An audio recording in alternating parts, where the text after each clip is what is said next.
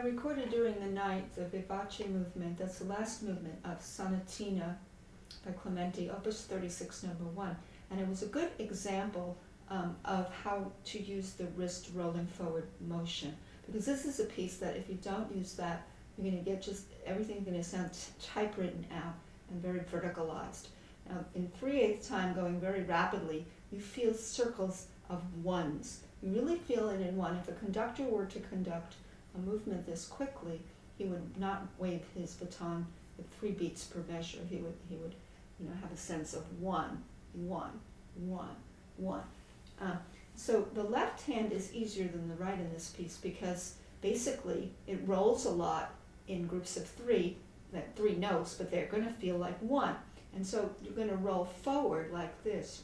Let's see if we can get it on the screen. I'm going to move it up here to be higher. So, roll forward.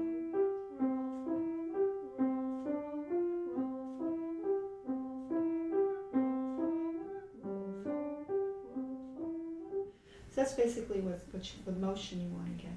Now, if this motion sort of presents a challenge, you can try just going up and down 5 notes to see your wrist going forward and then coming down. Rolling forward motion like this. And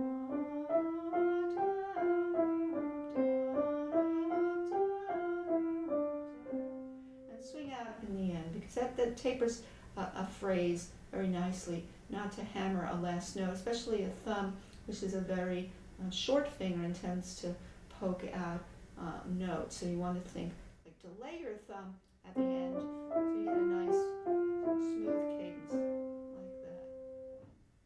Now the left hand is easier than the right. Sometimes the left hand does have staccato, though, and those are going to be played differently than the rolling motion, obviously. They're going to be up, but still, you have to have a supple wrist. Because if you play these staccato notes with a stiff wrist, it's going to sound like Rosie the Riveter or pencil point sound. So whatever you do, your wrist has to be pliant, always. Now, the right hand is what I was going to talk about today, and these scale passages. When you want to avoid fatigue, you have to group notes and have this undulating wrist to help you along.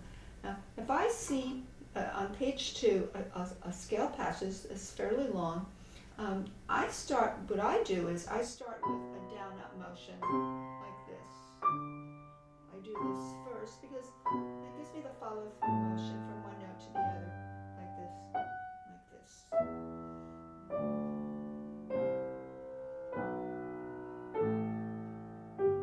Cross.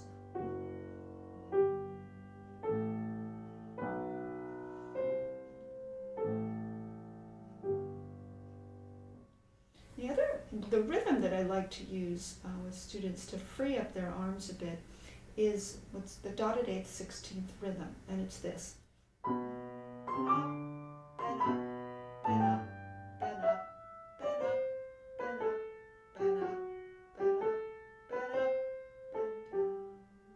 That frees up their arm because I don't want them to poke that out with fingertips, pencil point sounds.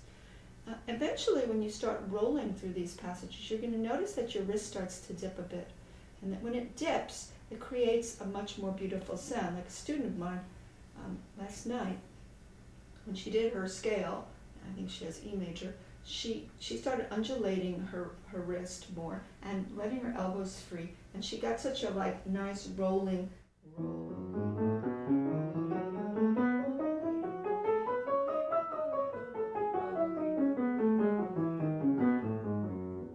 Sounded nice, and she experienced that.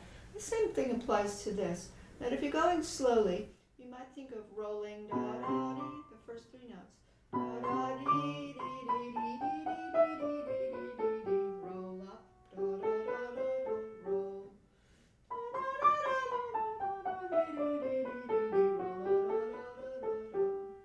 And I'm exaggerating. Now when I recorded this, you can clearly see the rolling motion. You see it in the beginning too. Up. So you get that up motion there on the G. Now the G has to be approached a little delayed because you're going from short 8th notes to a longer G. That's like an agogic accent, and it's not really accent, but it's delayed because If you played it on the violin, you would draw the bow slower on the G, but on the piano, the equivalent would be entering the note with a lower wrist and then going forward. And you can see that in the video that I'm going to pair with this. So,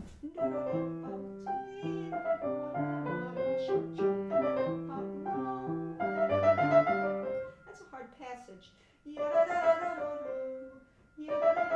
Forward, there it is. Forward.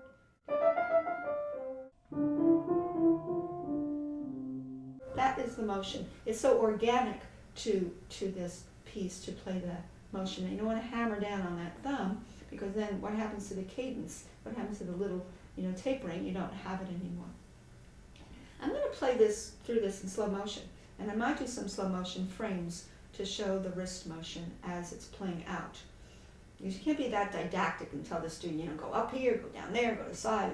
They get overwhelmed with that.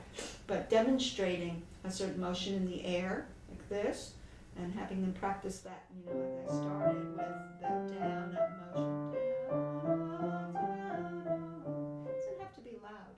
And you can introduce, more transfer, more weight into that. But the fundamental motion is what's important.